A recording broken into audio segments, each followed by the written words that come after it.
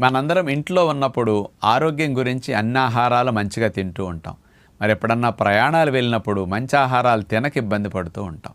మరి ప్రయాణాల్లో కూడా మంచి ఆహారం తినాలంటే నేను చెప్పిన విధంగా కొన్ని పట్టుకెళ్ళండి. బెస్ట్ ఫుడ్ మీరు పట్టుకెళ్ళినట్టు అవుతుంది. వేరుశెనగ పప్పులను వేపించేసి దోరగా అవి ఒక బాక్స్లో కానీ జిప్ కవర్లో కానీ పెట్టుకోండి. రెండవది జీడిపప్పులు దోరగా వేపించి పట్టుకెళ్ళండి. మూడవది పొద్దుతిరుగుడు పప్పు వేపిస్తే చాలా కమ్మగా ఉంటుంది. నాలుగవది పుచ్చగింజల పప్పు. ఐదవది గుమ్మడి గింజల పప్పు. వీటితో పాటు ఎండు ఖర్జూరాలు, అంజీర, కిస్మిస్లు, ఎండు ద్రాక్ష ఇట్లాంటి కొన్ని ఇంకొక డబ్బాలో పెట్టుకెళ్ళండి.